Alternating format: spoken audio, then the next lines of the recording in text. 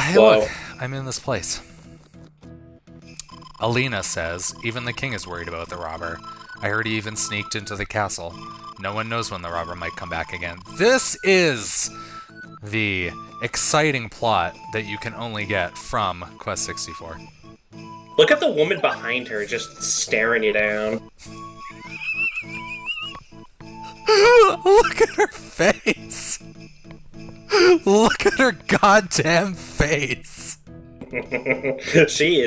Her eyebrows are arched in surprise. She... No mouth. Is that a mouth or a nose? Wait, okay, I gotta go back and have a look now. No, she has a nose and a mouth. The nose appears to be one pic. Oh wait, no! She appears to have a three-dimensional nose. If I could change the camera, I could show you. They actually managed to model a three-dimensional nose despite the fact that you can't look at it because this game offers no camera control. I want to leave this town! I gotta imagine that, like, whoever modeled that face must have been, like, upset if they saw the game. They're like, you can't see my beautiful nose work, or, you know, like, the person that, like, the game planner fucked it all up. I know, right? The issue is though, like I was just thinking about this. It feels like this game feels more like a game than Aiden Mr. Chronicles. Striker connected. Look, I found a sign. That sign is bigger than you. Of course it is. I'm a very small child. Oh, I think I just left. No, I remember what I was talking about before UK Striker showed up, and then consequently said absolutely nothing. I don't know where I want to go. No, but like this, what I was trying to say was this game feels like a game. Like it is very, like, even though it's not good, it's also like not bad. Like it's kind of like on that.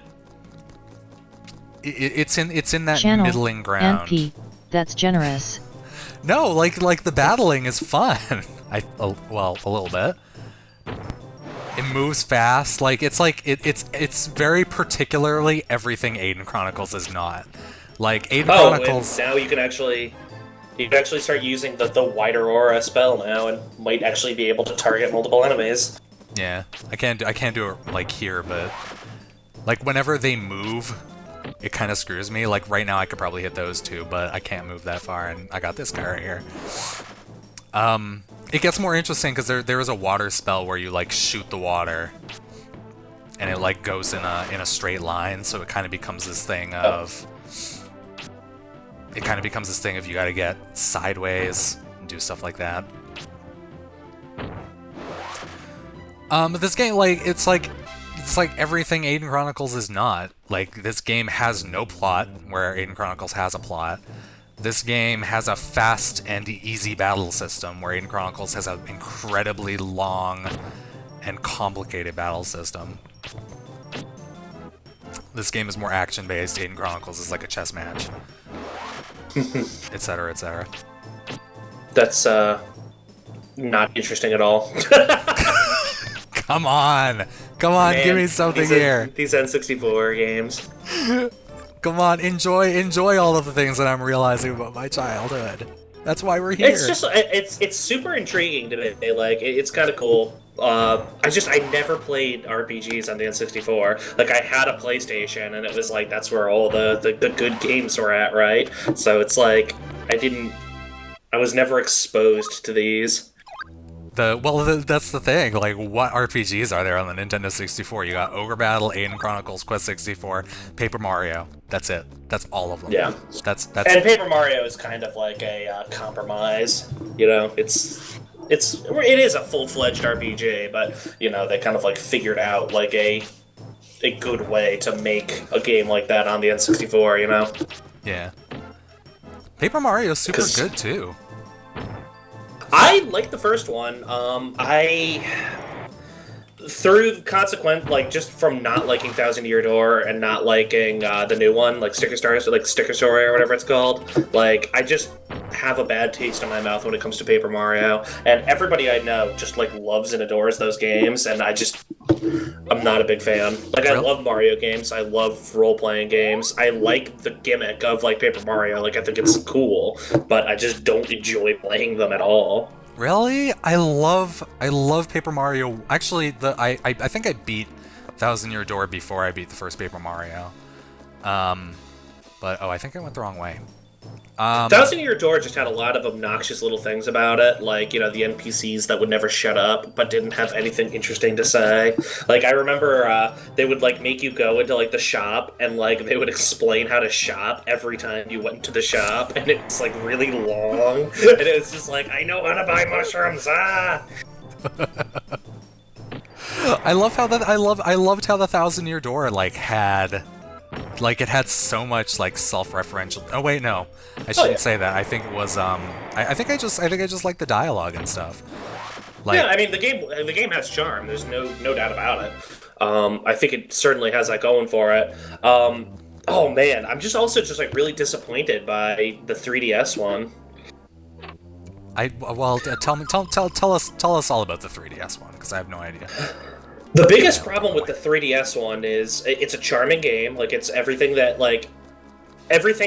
that's Paper Mario-esque about it is fantastic, and it's like it's more of what you like from those games. But as a role-playing game, it fails on every single level because they implemented this feature where you collect, rather than gain experience, you collect these stickers, and consequently, there is no purpose. Like, there's no experience that you gain from, UK Striker, are you watching this beautiful stream? This beautiful, I am. low-quality stream where I'm fighting kobolds and forgot Look to at that heal? Is that what those are? Yep, that's a kobold. I thought they were just were-corgis. They look like Kangaroo Jack. Actually, no, that looks like a Crash Bandicoot villain. This looks very, this looks like the sort of character you would see on like a furry site. Like, Look at their feet. Oh my god, They have like Final Fantasy, like they have like Kingdom Hearts sized shoes. they're like clown dogs. They Come look on, like... Sora!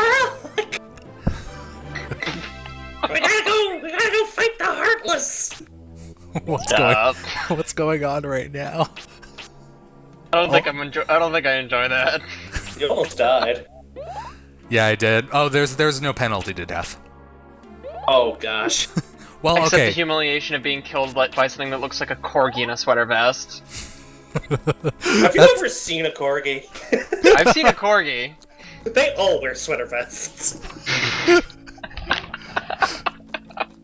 That's just the thing though. Your MP recovers as you walk, I think. Yeah, that's how it works. Alright. There's also a stat. Oh, I got giant shoes. What does that do? I got so many items. Take giant steps in battle and double your range. Okay. No, that's what the corgis wear. Well, that's why I found it in the spot with the corgis. There's Why does the inside of this house remind me of one of the wise woman houses from Morrowind? because that's the precursor. Once all those trees die, a wise woman just grows there. Also, it might just be the Obviously. dim lighting. Why do these trees get to be polygonal, but the little trees don't? I got ice knife. Oh, these ones get to be polygonal because this is a forest. And because the N64 is only good at rendering large objects? Yes. Yes, it is. Actually, no, it could render. The thing is, I think it's the number of objects, you know what I mean? See, this is good because you can only ever see 3 of these giant trees at a time.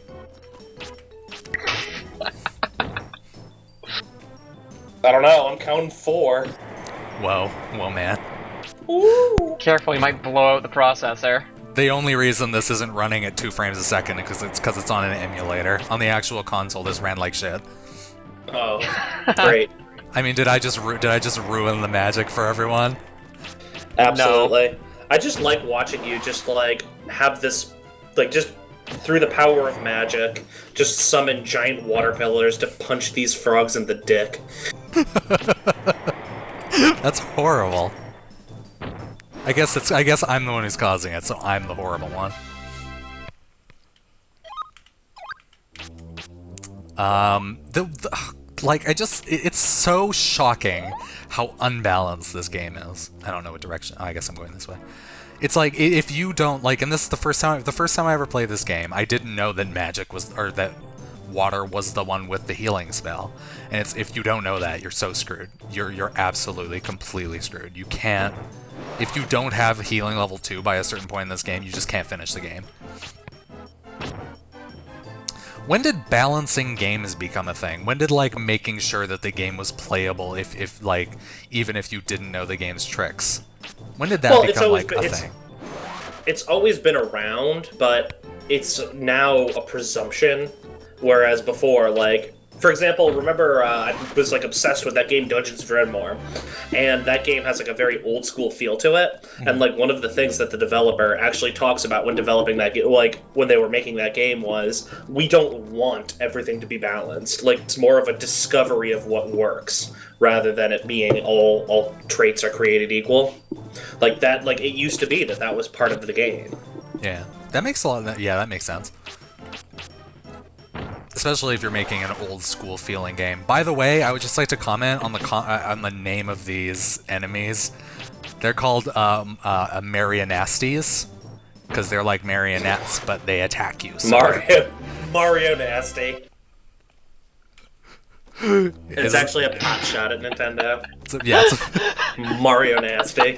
Channel, and P, don't talk about DROD. I don't know what that means, but I'm sure it's hilarious. Me neither. Oh, I mean Dungeons of Dreadmore. Drod.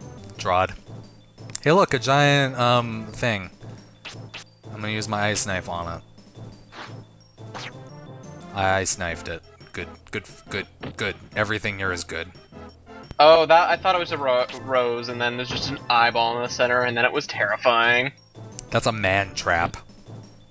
Oh, Yeah. so is that supposed to be like the mouth? I'm not sure. No, it's actually a vagina. Yeah, exactly. Yeah, no, I'm pretty sure that's exactly what it's supposed to be. It's like, oh man, a rose. I've always wanted to put my penis in that. Like, oh, we gotcha! This isn't something that normal people do. It's just me. Have sex with I didn't- flowers? I didn't know. No, of course not. We all have sex with flowers. Isn't that right, UK Striker? They gotta pollinate somehow. You were telling me about that sexy chrysanthemum the other day. Mm.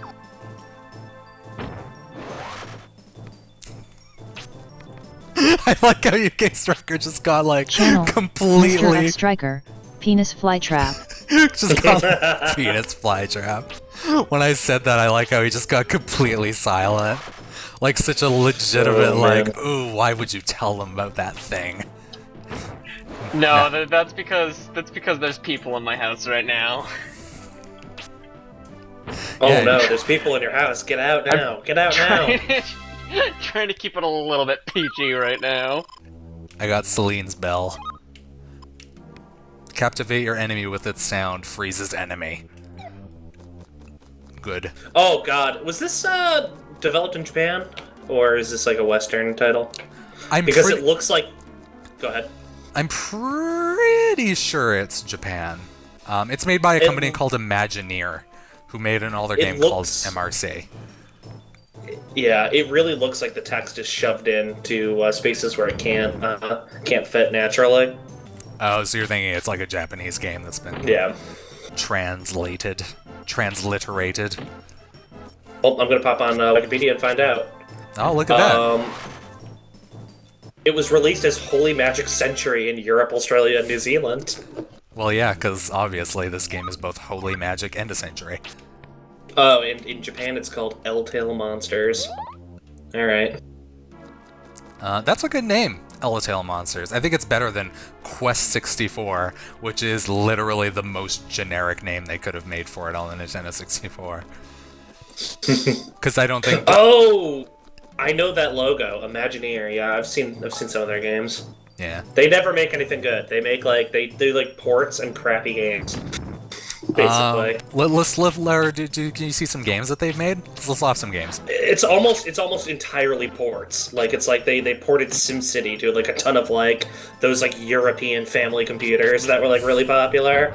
Like but not here. And then like it's like, oh, they did the port of Lemmings, they did the port of Populous. Like they did I'm trying to find like games that they actually made themselves. Oh, there is a Quest game for Game Boy Color. Ooh. Quest Brian's Journey. Brian's what was the first Quest then? Like it was Quest 64, I believe. Because this one was 2000. But reception, IGN scored the game 4 out of 10, citing the game's innovative battle system, but heavily criticizing the bland story. Wait, are you talking about Brian's Journey right now? Brian's Journey. Like, you're talking about literally the exact problems that this has? The innovative battle system with the, like, bland story? Or lack thereof, completely? Oh, man. Because this entire game is basically just an excuse for them to make some generic-looking areas and then have Brian wander around in them and hit things with water pillars. Speaking of, we're gonna come up to the boss right away. Do you think we should like beat the boss and then that'll be an episode? I think that sounds fun. That sounds good. Maybe I'll die. What happens if I die? I guess nothing. I guess I established earlier that dying has no consequence in this game.